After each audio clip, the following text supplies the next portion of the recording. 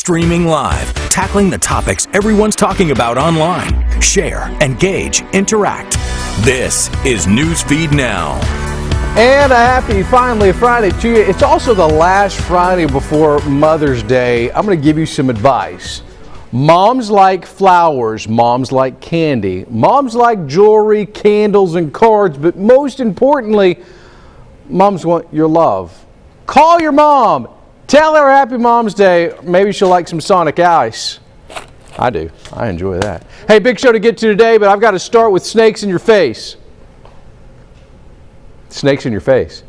You've probably seen the viral video. A guy in Oklahoma walks up to a friend's door only to see a flying snake at his grill, and yes, that slithering serpent locked onto his face. The unlikely star of the video, this is Gerald Hayward. Watch out. Oh.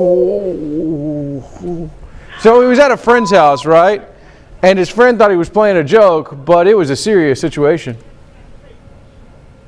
I turned around to make sure the door was locked. So when I turned around, clicked it, the door was locked, and I went to open the door. Then the snake came and got me. Bit me right around my eyelid, right there. I'm not no snake lover. I never have, never will be. And to me, a snake, you know, poisonous or not, it's a snake. So for my first, hey, take me to the hospital. All right, Derek Lowe joins us live from Wichita Falls, Texas. Derek, what can you add to this? Just a freak accident, I guess. Luckily, he's doing all right. Apparently, just a couple days after, they're already laughing about it. All right, so non-venomous snake, obviously. What was the pain level? That's what I'm most interested in here. What does it feel like to be bitten by a snake? What did this guy say? Well, hey, truly, I personally can't imagine, but he said venomous or not, he said a snake is a snake, and that he wanted to go to the hospital right away, regardless if it was venomous or not. I can't blame the guy. So did it hurt? I mean, was it just like a bee sting? I mean, really, what does it feel like? He said the swelling has, he had some swelling. He was on some antibiotics, so, you know, it was serious enough that they had to give him a prescription. All right, so how's he doing now, and what's he going to be up to? He will forever be known as the snake guy. Yeah, he says that he's always going to be on the lookout now, maybe more precautious than others for quite a long time. He said he's already laughing about it with his buddy that he was visiting that day, so he's at least being a good sport about it. Where did the snake go? That question remains to be answered. I think they grabbed a neighbor to attack the snake. I couldn't tell you if it lived through the attack or not. Okay, but so the neighbor did attack the snake, so we're assuming that snake got a little bit of discipline after that bite. To say the least, yes. All right, so is that normal there in that part of Texas for a snake to curl up on top of a door? I think you just have to be wary of them. We have them here right outside of our station. They tend to stay in the grassy areas and everything, but you can never be too careful. How often do you walk by a snake, Derek? Be honest with me. And how often do you just be a man and walk through it, or do you really gotta and tiptoe away? I am not a fan of snakes. I haven't seen one here, but I've heard a lot of stories, and you know they've brought them on our show, and I've had to hold one. And if you've ever seen the clip, I can personally tell you that it was definitely making me feel uncomfortable. Derek, thank you so much. Appreciate you taking the time. Hey, one more time, Tim, let's hit that video. Got to see this one more time because it's just so crazy. The video of this guy walking up, who knows, you know, unsuspecting. I'm just going to go talk to my friend. Hey-ya! Why are we freezing it? I feel like bad for the guy. True story, though. I was playing in a golf tournament this week here in the South, in Arkansas. And a buddy of mine hit a bad shot, and I was going to look for his ball. Of course, it wasn't my ball because I'm always straight down the middle. But I was going to look for his ball, not thinking much of it, and sure enough, there's a big old black snake just sitting there looking at me. I kind of danced to the side, and some of the workers from the golf tournament were up at the green, and they said, "You saw a snake, didn't you?" I must have looked like I was like dancing on ice trying to get out of there, like, ah! I mean, come on, right? They knew from 100 yards away. Anyways, Getting nails done is something a lot of moms will want to do this weekend. I would bet salons across the South will be doing some pretty good business, and hopefully all of those customers are going to pay for it. They're going to walk away with the set they paid for. But in Louisiana, a woman says she was attacked after she was mistaken for someone who was trying to skip out on her nail bill. Sylvia Masters has the story. I was able to sit down and the lady just stand up and she speak her little language, and Kevin translated it to me. Kevin is the man that does the eyebrows. He translated it to me and he says that they said you came and you didn't pay for nails. An attack caught on camera. Markeisha says employees at Moss Nails thought she was someone else who didn't pay for past nail services. She says the employees held her hostage. I tried to leave and they tried to lock me in. I still got away from them anyway, and then when I got away from them, I started running because I seen that all three of them was behind me, and I started running, and when I looked back, I fell because I was still trying to run. Markeisha did not get the service she wanted, and she says she was dragged back into the shop when she tried to get away. When I got back in, I realized I had no shirt on. I realized I had scrapes on my hand, and I just started realizing all kind of stuff was in my body, on my body. And then I asked for my keys. I had my phone in my hand because they broke my phone. Look at her. Why would they, three grown men, they didn't need three men to drag her? Let her go. Because y'all knew it wasn't her. Those three men identified by Markeisha as Hong Nguyen, Dat Tran, and Kong Hong. They were booked into LPSO and charged with simple battery. I started screaming I was pregnant, and they just continued. They continued to treat me the way they was treating me. When all this is happening and going on, what are you feeling like? What are you? I was crying. I was on the phone and I was crying at the same time. Thinking about your baby. Yes, I was crying. I was thinking about my baby and I was crying. All right, let's go now live to Lafayette, Louisiana. Sylvia joins us. So a lot of questions on a story like this, right? First things first, obviously this woman is pretty shaken up. She was not the right person. I got to ask you point blank, did she end up paying for the nails even though she was run out of the shop? This whole story was crazy. She walks in thinking she just wants to get her eyebrows done. The crazy part too, she doesn't even get her nails done at the salon, right? Okay. So she's there not even get her nails done, and they tell her that they think she's someone who didn't pay for her past nail services a couple weeks ago. Okay, so this was previously. So she was accused of not paying previously, and then they attacked her while she wanted to get her eyebrows lined up. Correct. And so kind of fast forward from there, the police show up, and there was no record, no police report of someone in the past that didn't pay for their nail services before. So not only was it essentially a case of mistaken identity, but it just should not have happened. I mean, they physically assaulted her thinking she was someone who she wasn't. She's 3 months pregnant. She has bruises, scrapes all over her body. The attack was caught on camera, but it's just an awful story that she had to endure and she shouldn't have. So 3 months pregnant, that changes a lot of what's happening here. Is the baby okay? Yes, the baby is okay. And speaking with her a couple of days ago, all she could think about while this whole ordeal was going on was, is my baby okay? You know, that's all she could think about, which of course, but no, as we know right now, the baby is healthy. She's doing okay, but still a little bit shaken up. All right, legally speaking, what's the next step here? So she did say that she's going to get in touch with an attorney, take it from there. So I'm going to keep updated with her and see what her next step is. But I want to say she did say she's going to get an attorney involved and go from there. All right, so what about the other person who she was mistaken for? Is this just kind of washed under the rug? Is this person who maybe looks like this soon-to-be mom just kind of going to get out? Or, I mean, there's another whole element here. Absolutely. So again, she was mistaken for somebody else. They didn't say she did tell me that the employees told her that she had purple hair before. So apparently it was someone that had purple hair. And when police did show up, they investigated, the scene. They watched surveillance video footage, and they immediately told her, the 3 employees that attacked her were arrested. They told her that she was not the person they claimed that they were looking for in the past for not paying. But originally, like I said before, there was no police report, nothing to show that the employees over there called in the past to say that there was somebody who didn't pay for services. You know, so it wasn't really adding up altogether. All right, so I'm looking on your Twitter page right now. These guys have been arrested for simple battery. Is that right? Yes. All right. Simple battery. I mean, they were arrested on scene after the police went through the footage, interviewed her, interviewed them.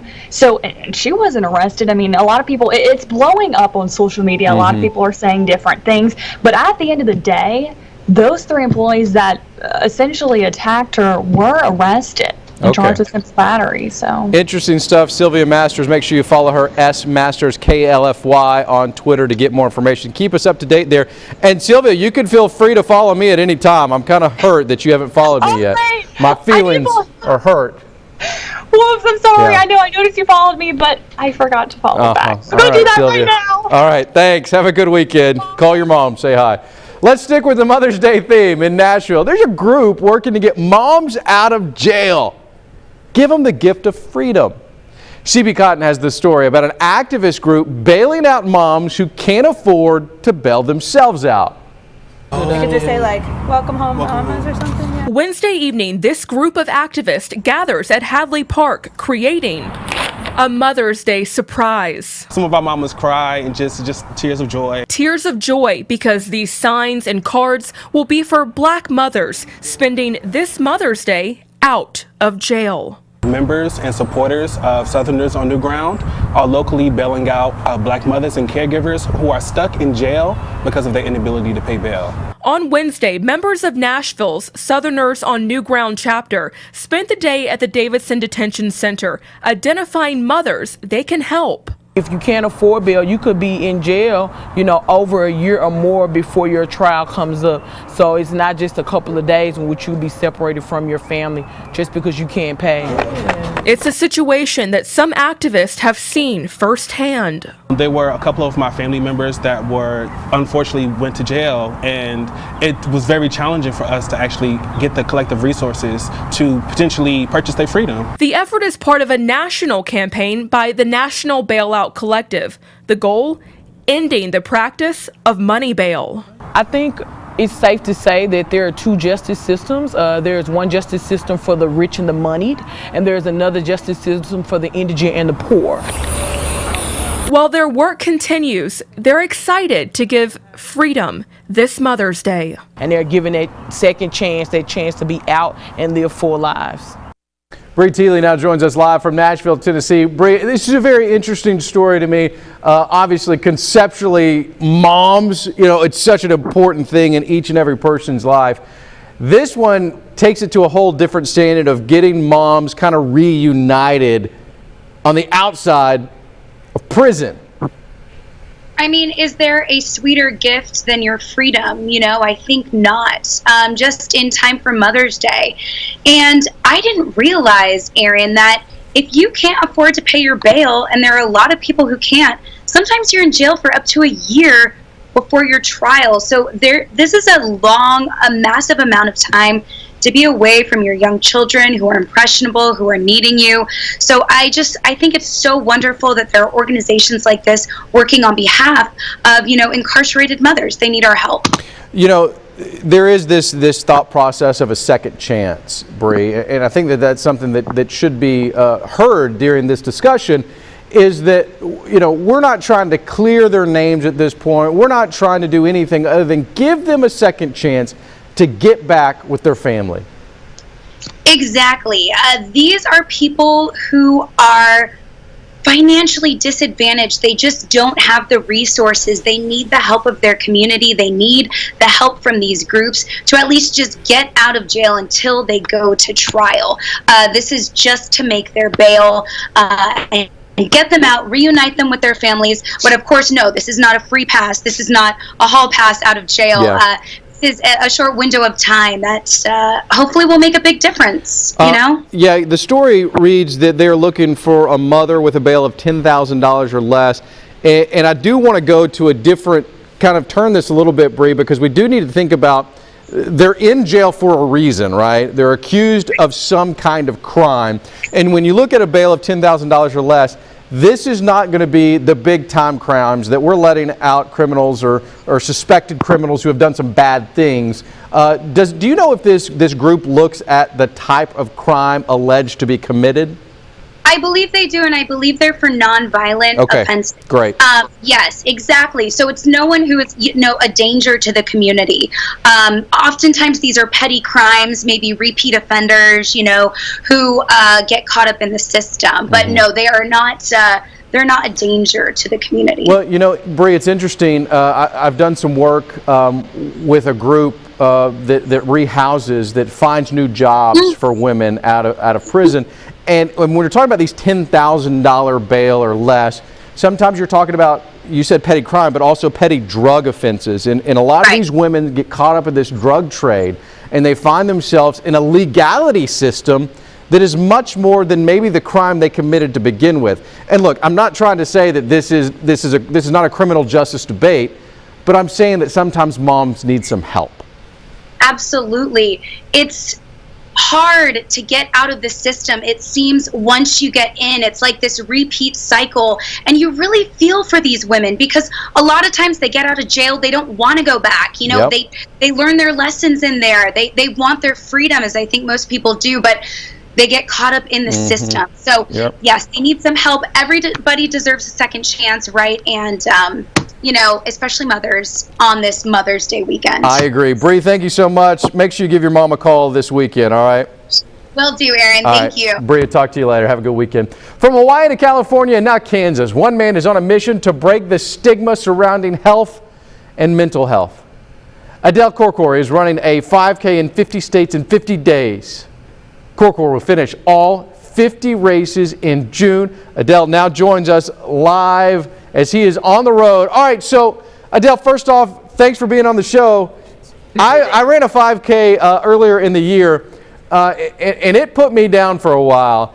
You got to be in some good shape to be shaping up for 50 5Ks. Oh, yes. Oh, yes. Yes, I mean, I've trained quite a bit before that. I did it last year, and it involved quite a bit of training beforehand. Was really focused mostly on strength and core training. I've always been a runner. I've run my life since I was in my 20s. But it does actually wear on you. The travel, in the car for a long distance. But I do my workout every single morning. I do my core strength training and weight training in the morning, and then I do the run in the afternoon. All right, so tell me a little bit about the reasons why. You talked about mental health. Why did you stumble running races? It's a very good question. I decided to establish a foundation a few years ago, and I looked at the options in terms of what areas. I've always been in philanthropy, and I've always wanted to try to do things that are really needed. And I found that mental health area is really, having practiced medicine for over 30 years, an area that's highly underserved. Yeah. And there need to be increase in awareness and work and improving the stigma. So I decided that this is an approach that I wanted to take. But me also having suffered from panic disorder and having discovered that running has really helped me, I decided to go ahead and couple both the mental health issue with that of the running, and trying to bring awareness to the mental health crisis in America by running the 5K in all 50 states in 50 days. Why in 50 states is because mental health issues are very common all over the place. Yeah, they affect everybody. You're right. Definitely. And why in 50 days? Because really time is of the essence. There's a need out there. So the purpose of raising awareness, coupled with my personal experience where running has really helped me a great deal, I felt that it was important to present this to the community, which so far has been very well accepted. Our attendance this year has been great, and last year was a very successful year for us, and this is the year starting up. This is number 14. We're approaching Atlanta. We should be leaving pretty soon, the hotel, getting over there, and that will be number 15. No, I'm saying number 14 for So us. where are you heading next? Atlanta, Georgia. All right, going to Georgia next. All right, Adele, that's all the time we have. Thanks so much. Very cool. Keep it up and keep running, man. Thank you. Appreciate it. All right, have a great day. We'll talk to you next time. Finally today, I get to talk about a really feel-good story for a lot of moms who might be down on their luck. Look, we've talked about it with the prison. We've talked about it a little bit with mental health. Coca-Cola is donating $10,000 to Women and Children First in Arkansas. This after one of our own stations, happens to be the one that I'm at right now, put together a video. Our morning show right here in Little Rock put together a video about Coca-Cola. It was simply about Coke. And we knew that we could make an impact. And we had some fun with it. Take a look. I'm going to show you this and then talk a little bit about the money that we're going to be raising. All right, that's our show for today. Don't forget, it is Share a Coke Day. Have a great day, everybody. All right. See y'all tomorrow. Where's that Coke at anyway?